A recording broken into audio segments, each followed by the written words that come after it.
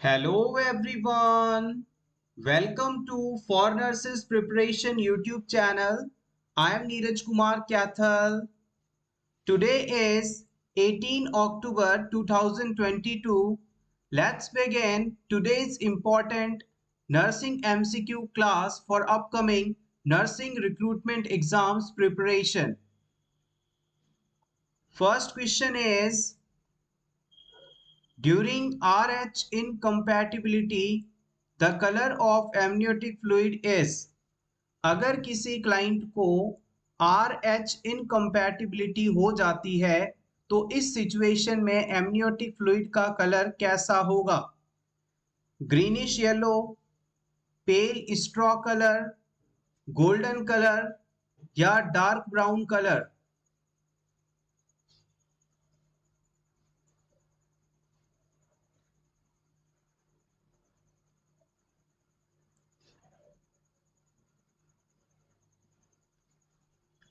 The right answer is option C, golden colour.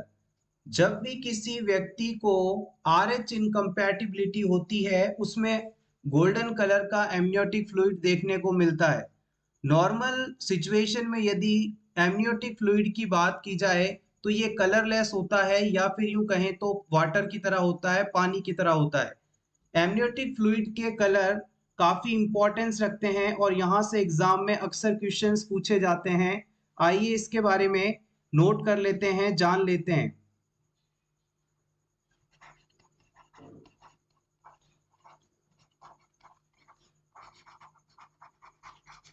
Amniotic fluid के बारे में आप सभी अच्छी तरह से जानते हैं। प्रेगनेंसी के दौरान वुम्ब के अंदर, यूट्रस के अंदर बच्चे को चारों तरफ से घेर कर रखने वाला फ्लूइड एमनियोटिक फ्लूइड कहलाता है और नॉर्मल टर्म प्रेगनेंसी पर इसकी मात्रा 800 से 1000 ml के आसपास होती है। अगर ये एमनियोटिक फ्लूइड 200 ml से कम हो जाए तो ये ओलिगोहाइड्रेमनियोस कंडीशन कहलाएगी और ये एमनियोटिक फ्लूइड यदि 2000 ml से ज्यादा हो जाए तो पॉलीहाइड्रेमनियोस कंडीशन कहलाएगी। एमनियोटिक फ्लूइड का मेन रोल होता है, ये एक शॉक एब्जॉर्बर की तरह काम करता है, बच्चे को प्रोटेक्शन प्रोवाइड करता है ताकि बाहर से आने वाली किसी भी प्रकार की इंजरी से उसे डैमेज ना हो।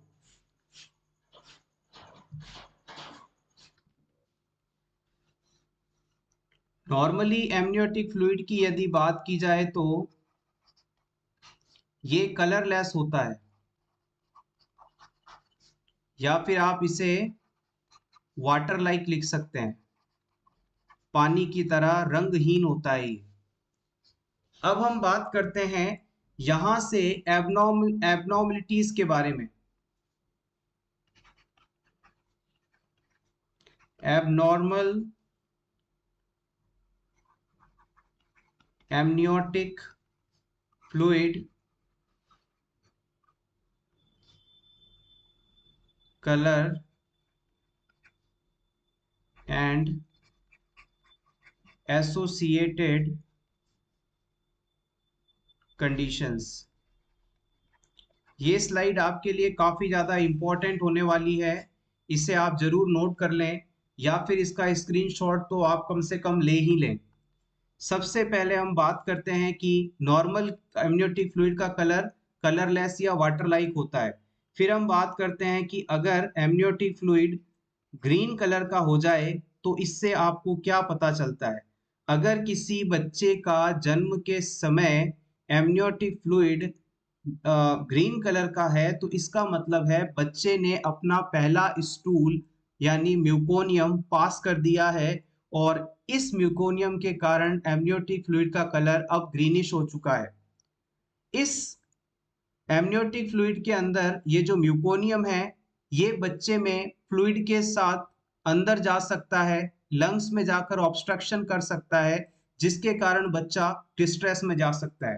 तो याद रखिएगा, एमनियोटिक फ्लूइड का कलर यदि ग्रीन है तो इसका मतलब है बच्चे ने एमनियोटिक फ्लूइड पास कर दिया। इसे लिख दीजिए, इट मींस म्यूकोनियम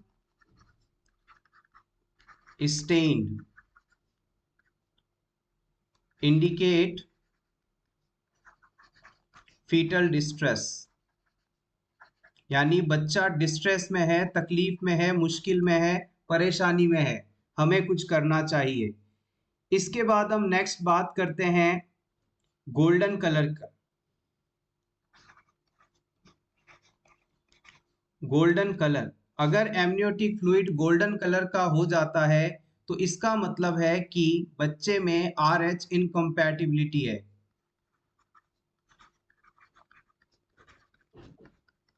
जैसा कि इस क्वेश्चन में बताया भी गया है। RH इनकम्पैटिबिलिटी के ब्रैकेट में आप हीमोलाइसिस लिख सकते हैं, यानी कि RH इनकम्पैटिबिलिटी जब होती है तो बच्चे की जो RBCs हैं, रेड ब्लड कार्पसल्स हैं, वो बहुत ज्यादा तेजी से टूटने लगती हैं, जिसके कारण बच्चे के शरीर में ऑक्सीजन की कैरिंग कैपेसिटी कम हो जाती है और बच्चा मुश्किल में आ सकता है। So golden colour means RH incompatibility. Next लिखिएगा greenish yellow colour. Greenish yellow, या फिर इसे आप सैफरॉन कलर भी लिख सकते हैं। आपने सौंफ देखी है, खाने वाली सौंफ, उसे सैफरॉन कहा जाता है। कुछ इस प्रकार का एमनियोटिक कलर हो जाता है। हल्का हरा और पीला, इन दो कलर को जब आप मिक्स करेंगे तो सैफरॉन कलर बनेगा, सौंफ के जैसा कलर बनेगा। और ये अगर बच्चे में एमनियोटिक फ्लूइड का कलर है तो इसका मतलब है बच्चा पोस्ट मैच्योरिटी में है, पोस्ट टर्म बेबी है, यानी इस बच्चे का जन्म 42 वीक्स के बाद हो रहा है। It means post term baby. Next आपका आता है, अगर एमनियोटिक फ्लूइड का कलर डार्क रेड है, डार्क रेड अगर है एमनियोटिक फ्लूइड का मतलब है कलर, तो इसका मतलब है कि किसी प्रोसेस के दौरान या इन्वेस्टिगेशन के दौरान या मदर को किसी वजह से ट्रॉमा हुआ है। अगर लाल रंग का एमनियोटिक फ्लूइड है तो इसका मतलब है कि मदर में इंटरनल ब्लीडिंग हुई है, उसे किसी प्रकार की चोट लगी है। आखिरी जो काफी इंपॉर्टेंट भी है, डार्क ब्राउन, या फिर इसे आप टोबैको कलर कह सकते हैं। ये किसी भी नाम से आपसे एग्जाम में पूछा जा सकता है, और प्रीवियस एग्जाम के अंदर डार्क ब्राउन या टोबैको दोनों ही नाम से पूछा गया है। ये इंट्रा यूट्राइन डेथ को बताता है, IUD, इंट्रा यूटेराइन डेथ। यानी कि अगर किसी एमनियोटिक फ्लूइड का कलर डार्क ब्राउन का है तो इसका मतलब है कि बच्चे की यूट्रस में डेथ हो चुकी है। Dark brown, intra uterine death. तो हमने यहाँ पर 5 कलर पढ़े हैं, और ये सभी एबनॉर्मेलिटी को आइडेंटिफाई करने के लिए इंपॉर्टेंट है। ग्रीन कलर है तो इसका मतलब म्यूकोनियम पास कर चुका है बच्चा, और बच्चा डिस्ट्रेस में हो सकता है। गोल्डन कलर का मतलब है RH इनकम्पैटिबिलिटी, यानी RBCs बहुत तेजी से टूट रही हैं। ग्रीनिश येलो यानी सैफरॉन कलर, ये बच्चे के पोस्ट मैच्योर होने को बताता है। रेड कलर हेमरेज को बताता है, इंटरनल ब्लीडिंग को बताता है। डार्क ब्राउन ये इंट्रा यूट्राइन डेथ को बताता है, यानी बच्चे की डेथ हो चुकी है। Next question, during the orientation phase of relationship, what would the nurse talk to the patient who is awaiting for amputation of foot? किसी पेशेंट में फुट एम्प्यूटेट होने वाला है, यानी पैर को काटा जाने वाला है। इस पेशेंट में इस ऑपरेशन से पहले एज अ नर्स आप क्या बात करेंगे नर्स पेशेंट रिलेशनशिप की ओरिएंटेशन फेज के अंदर? ऑप्शन ए कहता है समराइज प्रीवियस सेशन, आप पहले वाले सेशन को समराइज करके बताएंगे। Talk with him about his favourite hobbies, आप इससे उसकी हॉबीज के बारे में जानेंगे। ऑप्शन सी है allow him to express his feeling, आप इसे इसकी फीलिंग्स बताने के लिए कहेंगे। ऑप्शन डी है रिव्यू हिज मेडिकल रिकॉर्ड, आप इसके सभी मेडिकल रिकॉर्ड्स को देखेंगे।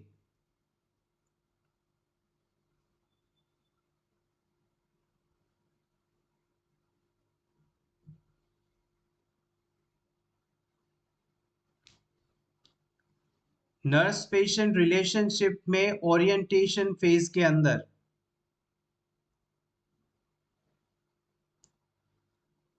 The right answer is option B. यहां पर ओरिएंटेशन फेज का मतलब होता है इंट्रोडक्टरी फेज, यानी कि आप क्लाइंट को अपने बारे में बताते हैं, उसके बारे में जानते हैं, इंफॉर्मेशन एक रिलेशनशिप बनाने की शुरुआत की जाती है। तो यहाँ पर हम क्लाइंट के बारे में उससे जुड़ी छोटी बड़ी हर चीज की जानकारी लेंगे। तो यहाँ पर हॉबीज के बारे में जानना सही माना जाएगा। आइए इसके बारे में जान लेते हैं थेराप्यूटिक रिलेशनशिप की फेजेस क्या क्या होती हैं। फेजेस ऑफ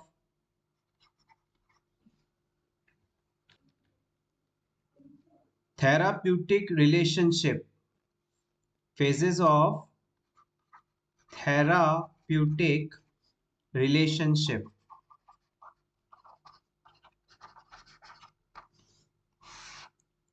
इसके अंदर टोटल 4 फेजेस आती हैं।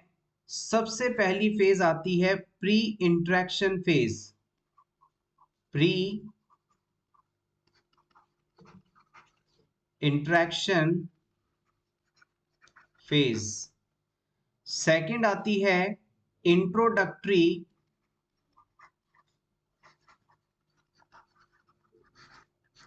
या फिर इसे ओरिएंटेशन फेज भी कहते हैं।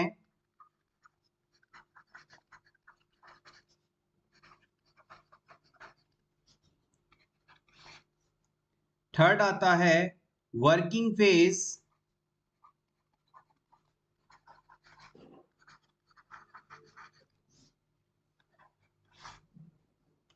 लास्ट आता है टर्मिनेशन फेज।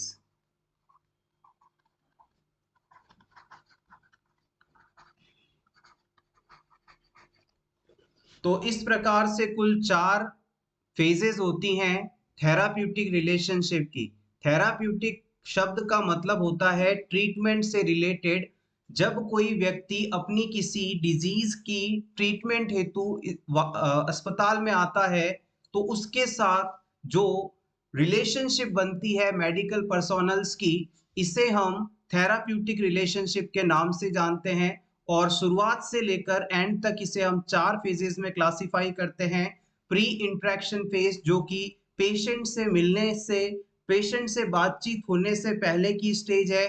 फिर आता है इंट्रोडक्टरी फेज जिसमें कि इंट्रोडक्शन दिया जाता है, जानकारी ली जाती है, ओरिएंटेशन किया जाता है। फिर आता है वर्किंग फेज और फाइनली आता है termination phase.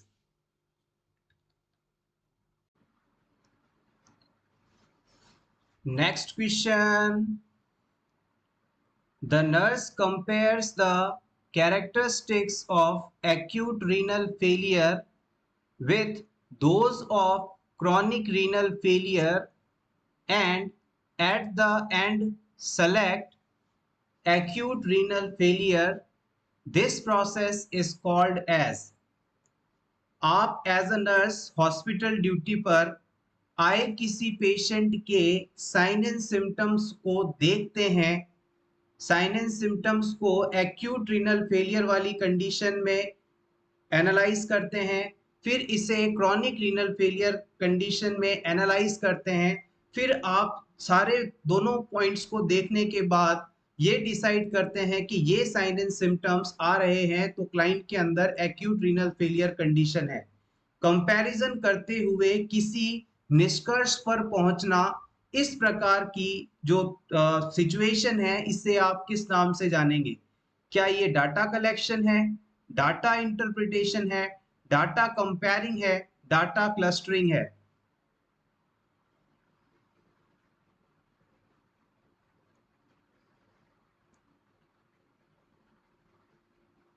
Yes exactly, it is called data interpretation. यहाँ पर क्लाइंट के साइन एंड सिम्टम्स को कंपेयर करने के बाद आप इस निष्कर्ष पर पहुंच रहे हैं कि इसे ये कंडीशन है, तो इसे आप डाटा इंटरप्रिटेशन के नाम से जानेंगे। Option B is correct here. Next question, insertion of a needle into the pleural cavity is। अगर आप किसी निडल को प्लूरल कैविटी में इंसर्ट करते हैं तो ये प्रोसीजर क्या कहलाता है? एंडोस्कोपी, पैरासेंटेसिस, थोरैकोसेंटेसिस, एविसरेशन।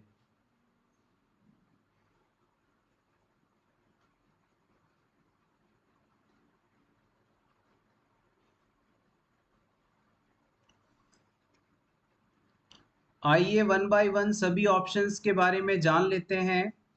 सबसे पहले हम बात करते हैं कि एविसरेशन क्या होता है। मान लीजिए आपके पास कोई ऐसा पेशेंट आया जिसमें आपने किसी प्रकार की सर्जरी की या फिर कोई एक्सीडेंटल केस था, उसमें बड़ा घाव था और आपने उस घाव को कवर करने के लिए उस पर स्टिचेस लगा दिए। अब अचानक इस पेशेंट में ये स्टिचेस टूट जाते हैं, ये टाँके टूट जाते हैं और ये जो वुंड है ये ओपन हो जाता है, यानी डेहिसेंस कंडीशन हो जाती है। अब इस वुंड के अंदर से अगर इंटरनल ऑर्गन बाहर की तरफ आ जाए तो ये कंडीशन एविसरेशन कहलाती है। एविसरेशन का मतलब है किसी घाव का खुल जाना और उससे अंदर के ऑर्गन्स का बाहर आ जाना एविसरेशन कहलाता है। ये तो आपका ऑप्शन हो नहीं सकता। इसके बाद ऑप्शन वन की बात करते हैं, एंडोस्कोपी क्या होता है? एंडोस्कोपी एक ऐसा प्रोसेस है जिसमें हम बॉडी कैविटी के अंदर एक hollow tube like structure with camera डालकर अपर जीआई एरिया की इंटरनल ऑर्गन्स को विजुअलाइज करते हैं। जब हम किसी क्लाइंट के माउथ से एक पतला ट्यूब लाइक स्ट्रक्चर वाला कैमरा इंसर्ट करके उसके इनसाइडल ऑर्गन को विजुअलाइज करते हैं तो ये कंडीशन, ये टेस्ट एंडोस्कोपी कहलाता है। एंडोस्कोपी डिवाइस काफी लंबा होता है और इसके एक सिरे पर कैमरा होता है और दूसरा छोर मॉनिटर से कनेक्टेड रहता है। फिर ऑप्शन बी की बात करते हैं। ऑप्शन बी में है पैरासेंटेसिस। पैरासेंटेसिस वह प्रोसीजर है जिसके द्वारा हम पेरिटोनियल कैविटी में मौजूद फ्लूइड को थेराप्यूटिक या डायग्नोसिस पर्पस से रिमूव करते हैं। मान लीजिए किसी क्लाइंट की एब्डोमिनल कैविटी यानी पेरिटोनियल कैविटी के अंदर फ्लूइड एक्यूमुलेटेड है, एसाइटिस कंडीशन है, तो इस पेशेंट में हम एब्डोमेन एरिया में सिम्फाइसिस प्यूबिस और अम्बिलिकस वाले एरिया के बीच से निडल इंसर्ट करके फ्लूइड को रिमूव करेंगे। ये प्रोसेस पैरासेंटेसिस कहलाता है। अगर किसी क्लाइंट में एसाइटिस डिजीज है तो उसके एब्डोमेन एरिया में बहुत ज़्यादा पानी भर जाएगा। इस पानी को बाहर निकालने के लिए नाभि और सिम्फाइसिस बोन के बीच में ब्लैडर को एम्प्टी करवा कर निडल इंसर्ट की जाती है और फिर यहाँ से फ्लूइड रिमूव किया जाता है। ये प्रोसेस पैरासेंटेसिस कहलाता है। तो ये भी आपका ऑप्शन नहीं होगा। तो फाइनली आपके पास एक ही चीज बचती है, ऑप्शन सी वो सही आंसर है। थोरासेंटेसिस वह प्रोसीजर है जिसके द्वारा हम किसी भी क्लाइंट के लंग्स और चेस्ट वाल के बीच के स्पेस यानी प्लूरल स्पेस में मौजूद फ्लूइड या एयर को रिमूव करते हैं। इसे डायग्राम के थ्रू देखिएगा, ये टर्म प्रीवियस एग्जाम में पूछी गई है, इंपॉर्टेंट है। मान लीजिए ये किसी क्लाइंट की ट्रैकिया है, ये बाइफरगेट हुई, उसके बाद ये इसके लंग्स हैं। क्लाइंट के इन लंग्स और चेस्ट वाल के बीच की जो स्पेस होती है उसे हम प्लूरल कैविटी के नाम से जानते हैं। यहाँ पर लंग्स और चेस्ट वाल के बीच में जो स्पेस है उसे हम प्लूरल स्पेस या कैविटी के नाम से जानते हैं, प्लूरल कैविटी के नाम से जानते हैं। अगर किसी वजह से इस प्लूरल स्पेस या कैविटी के अंदर एबनॉर्मली एयर या वाटर या कोई फ्लूइड भर जाए, पस पड़ जाए, तो इसे रिमूव करने के लिए हम यहाँ पर एक इंजेक्शन इंसर्ट करते हैं, एक निडल डालते हैं और फिर इसे यहाँ से सक करके बाहर निकाल लेते हैं। यही प्रोसेस थोरासेंटेसिस के नाम से जाना जाता है। क्लाइंट की प्लूरल कैविटी में मौजूद एबनॉर्मली एक्यूमुलेटेड ब्लड, पस या फ्लूइड को इंजेक्शन इंसर्ट करके, निडल इंसर्ट करके निकालना थोरासेंटेसिस प्रोसीजर कहलाता है। इस प्रोसेस को हम और भी कई नाम से जानते हैं, आइए इसे भी जान लें, ये चीज पूछी जा सकती है। थोरासेंटेसिस को आप थोरैकोसेंटेसिस भी कह सकते हैं, थोरैको सेंटेसिस भी आप इसे कह सकते हैं। इसे प्लूरल टैप नाम से भी पूछा जा सकता है। इसे निडल थोरैकोस्टोमी भी कह सकते हैं, निडल थोरैकोस्टोमी, निडल थोरैकोस्टोमी भी कह सकते हैं। कई बार इसे निडल डीकम्प्रेशन भी कह देते हैं, ये भी नोट कर लीजिएगा। किसी भी नाम से आपसे पूछा जा सकता है, निडल डीकम्प्रेशन। हालांकि अगर आप सीएचओ और स्टेट लेवल के एग्जाम्स की प्रिपरेशन कर रहे हैं तो उनमें मोस्टली सीधे ही वर्ड ये थोरैकोसेंटेसिस या ज़्यादा से ज़्यादा प्लूरल टैप दे सकता है। लेकिन अगर आप एम्स नॉर्सेट जैसे एग्जाम्स की प्रिपरेशन कर रहे हैं तो वहां पर निडल थोरैकोस्टोमी, निडल डिकम्प्रेशन, किसी भी नाम से आपसे ये टर्म पूछी जा सकती है। Take screenshot. Next question, the adolescent boy's daily requirement of carbohydrate is। किसी एडोलेसेंट बॉय में यानी 10 से 19 साल के लड़के में हर दिन कितनी एनर्जी कार्बोहाइड्रेट के थ्रू आनी चाहिए? 40 से 50%, 45 से 65%, 50 से 65 या 55 से 65? यहाँ पर इस तरह से इसे समझिएगा, जैसे कि मान लीजिए ये एडोलेसेंट एज ग्रुप के बच्चे की खाने की थाली है, प्लेट ऑफ फूड है।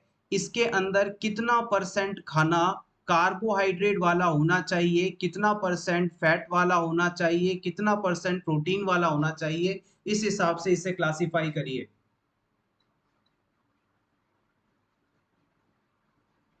यस, आप बिल्कुल सही हैं। Option B is correct here. यहाँ पर बच्चे की थाली में, एडोलेसेंट की थाली में लगभग 45 से 60% जो एनर्जी रिक्वायरमेंट है वो कार्बोहाइड्रेट के थ्रू पूरी होनी चाहिए, और बाकी के रिमेनिंग पार्ट के अंदर फैट हो सकते हैं, प्रोटीन हो सकते हैं, विटामिन हो सकते हैं, मिनरल हो सकते हैं और सभी सब्सटेंस हो सकते हैं। खाने के अंदर हम जब खाना खाते हैं तो मैक्सिमम हम चपाती लेते हैं, राइस लेते हैं, इनके अंदर बेसिकली कार्बोहाइड्रेट होता है। और अगर आप सब्जी से इसे कंपेयर करें तो चपाती हमेशा सब्जी की तुलना में ज़्यादा होती है और यही हमें कार्बोहाइड्रेट की रिक्वायरमेंट पूरी करवाती है।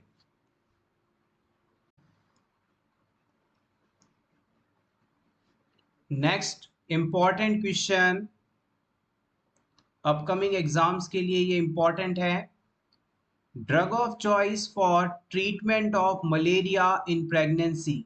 अगर किसी प्रेग्नेंट वुमेन को मलेरिया हो जाए तो उसके ट्रीटमेंट में कौन सी मेडिसिन ड्रग ऑफ चॉइस के रूप में दी जाती है? ऑप्शन ए कहता है क्विनीन, ऑप्शन बी कहता है आरटी मेथड, ऑप्शन सी कहता है क्लोरोक्वीन, ऑप्शन डी कहता है प्राइमाक्वीन।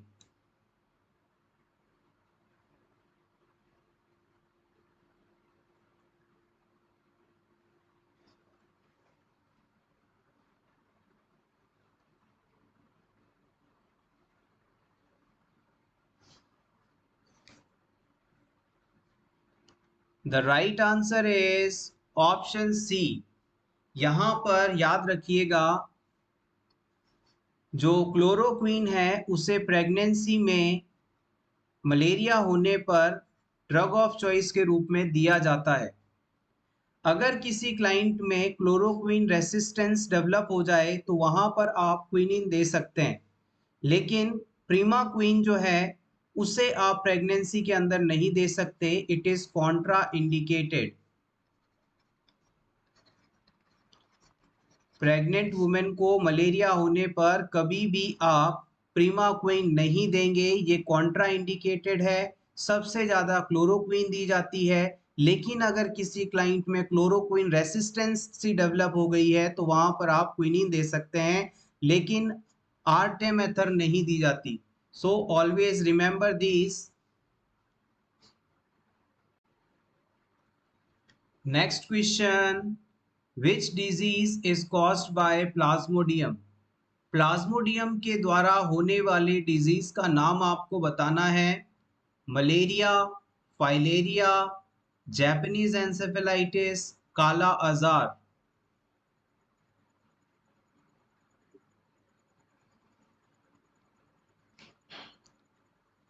यस, आप बिल्कुल सही हैं। Option A is correct here. Malaria disease जो है प्लाज्मोडियम के द्वारा होता है, और फीमेल एनाफ्लीज जो मॉस्किटो है वो इसका वेक्टर होती है। Next question, role of nurse in mid day meal programme is? Mid day meal programme में नर्स का क्या रोल होता है ये आपको बताना है। Assessment of health, planning, evaluation, nutrition, education, या फिर ऑल ऑफ द अबव।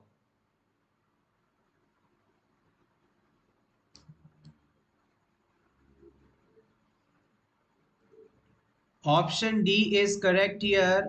जब मिड डे मील के अंदर नर्सेस की ड्यूटी लगे तो उन्हें बच्चों की हेल्थ का असेसमेंट करना होता है।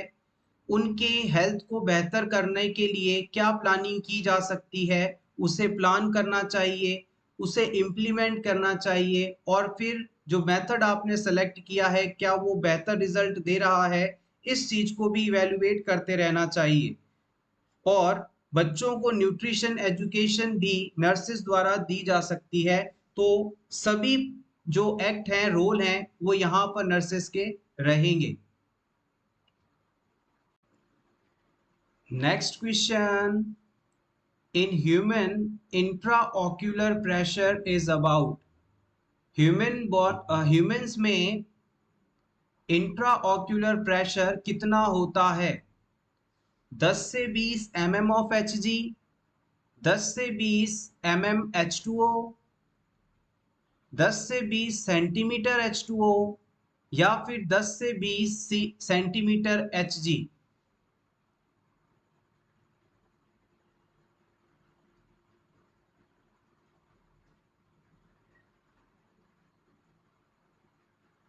सारी वैल्यूज समान है, लेकिन जो मेजरिंग यूनिट है वो सभी में अलग है।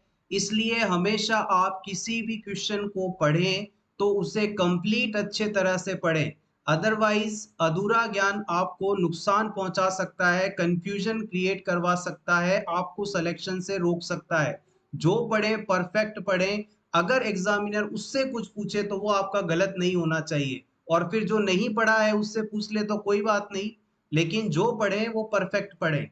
यहां पर सही आंसर होगा option A, 10 to 20 mm of Hg। हमेशा याद रखिएगा जो नॉर्मल इंट्रा ऑक्यूलर प्रेशर है वो 8 से 21 mm ऑफ Hg के बीच होता है। इंट्रा ऑक्यूलर प्रेशर आइस के अंदर वाले प्रेशर को कहते हैं। हमारे आइस के अंदर विट्रस फ्लूइड आदि पाए जाते हैं, इनके द्वारा आइस के अंदर कितना प्रेशर क्रिएट किया जा रहा है इसे हम इंट्राओक्यूलर प्रेशर के नाम से जानते हैं। और इस प्रोसेस को मापने के लिए, इस प्रेशर को मापने के लिए जो डिवाइस आप यूज करते हैं उसे टोनोमीटर के नाम से जानते हैं। इसे हम टोनोमीटर के नाम से जानते हैं, और ये पूरा प्रोसेस टोनोमेट्री प्रोसेस के रूप में जाना जाता है। अगर किसी क्लाइंट के अंदर 23 लिख लीजिए, 23 mm ऑफ Hg से ज़्यादा अगर इंट्राओक्यूलर प्रेशर हो जाए तो उसके अंदर इंक्रीज हो जाते हैं ग्लूकोमा होने के chances. Risk of glaucoma increased if the intraocular pressure more than 23 mm of Hg। Glaucoma वह कंडीशन है जो आंखों में फ्लूइड के प्रेशर बढ़ने के कारण होती है, और लगातार यदि आंखों में फ्लूइड का दबाव बढ़ता रहे तो इससे हमारी आंखों में मौजूद ऑप्टिक नर्व डैमेज हो जाती है और फिर हमें देखना बंद हो जाता है, हम देख नहीं पाते, ब्लाइंड हो जाते हैं। Next question, which strategy is effective while communicating with a client with hearing impairment? अगर किसी क्लाइंट में हियरिंग इम्पेयरमेंट है, यानी वो सुन नहीं सकता, बहरा है, तो इस सिचुएशन में उससे बातचीत करने के लिए आपके द्वारा कौन सी स्ट्रेटजी अपनाना सबसे ज्यादा सही मानी जाएगी, प्रभावी मानी जाएगी? ऑप्शन ए कहता है speak slowly and allow the client to do lip reading. आप जब पेशेंट से बात करें तो उसके सामने जाकर धीरे धीरे बोलें ताकि वो आपके लिप रीड कर सके, यानी आपके होठों को पढ़ सके और समझ सके कि आप क्या कह रहे हैं। इसके बाद face the patient when speaking. जब भी आप इस तरह के हियरिंग इम्पेयरमेंट वाले पेशेंट से बात करें तो उसके सामने खड़े होकर बात करें ताकि उसे आपका चेहरा दिखाई दे, आपके होठ उसे दिखाई दे। ऑप्शन सी कहता है speak slower and in normal volume. आप उससे धीरे बोलें और आपकी जो आवाज है उसका वॉल्यूम भी नॉर्मल होना चाहिए।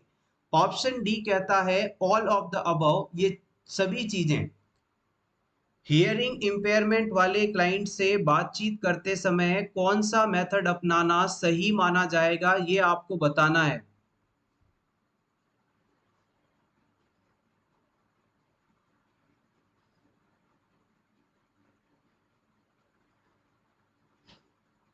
यस, आप बिल्कुल सही हैं। Option D is correct here. जब भी हियरिंग इम्पेयरमेंट वाले पेशेंट से आप बात करें तो उसके बिल्कुल सामने खड़े हों ताकि वो आपके चेहरे को देख सके, आपके लिप्स को रीड कर सके। और जब भी आप अपनी बात कहें तो बिल्कुल धीरे धीरे बोलें ताकि उसे लिप रीडिंग करना इजी रहे। इसके अलावा आपका जो वॉल्यूम है वो नॉर्मल होना चाहिए और आपको स्लो बोलना है। ये सभी चीजें यहाँ पर इंपॉर्टेंट रहेंगी। Next question, basic but important, previous exam में इस तरह के क्वेश्चंस कई बार पूछे जाते हैं, इसे भी कई बार पूछा गया है।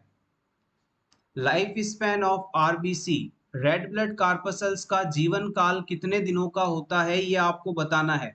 100 डेज, 120 डेज, 140 डेज या 160 days?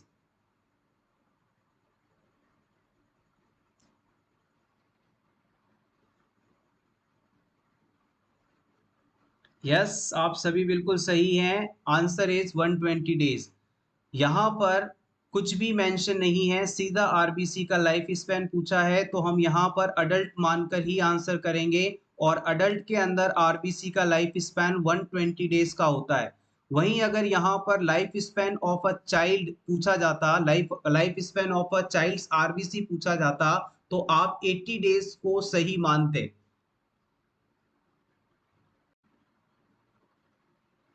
Next question, the right atrioventricular valve in the heart is. आपको बताना है कि हार्ट में पाया जाने वाला राइट एट्रियोवेंट्रिकुलर वाल्व कौन सा है या किस और नाम से भी जाना जाता है। Option A monocuspid valve, option B bicuspid valve, option C tetracuspid valve, option D tricuspid valve.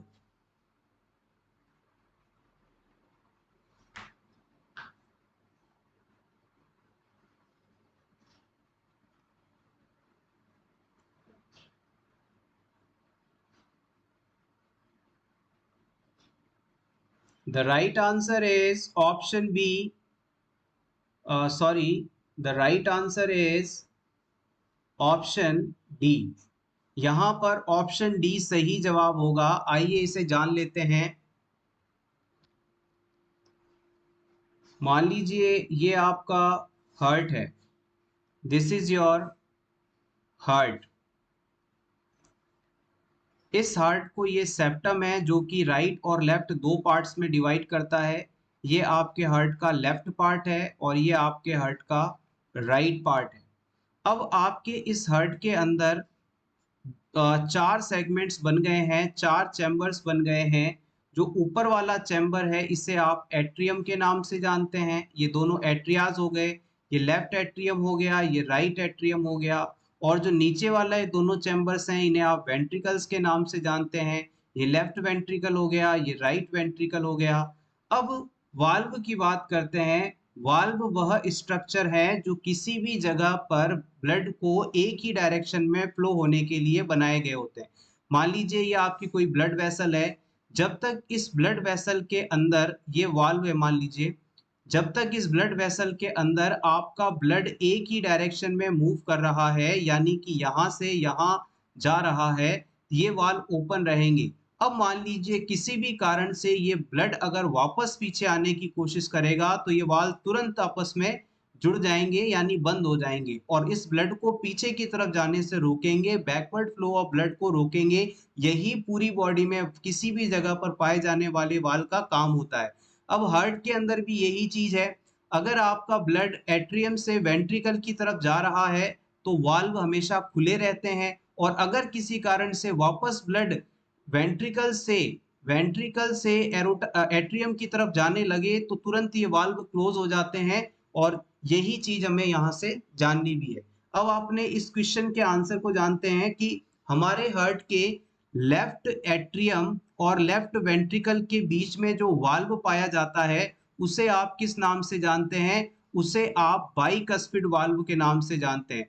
उसे आप बाइकस्पिड वाल्व के नाम से जानते हैं। ये देखने में कुछ इस प्रकार की स्ट्रक्चर होती है। इसे आप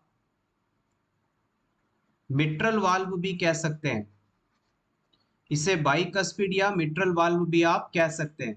अब हमारा नेक्स्ट है राइट एट्रियम और राइट वेंट्रिकल के बीच में पाया जाने वाला वाल्व।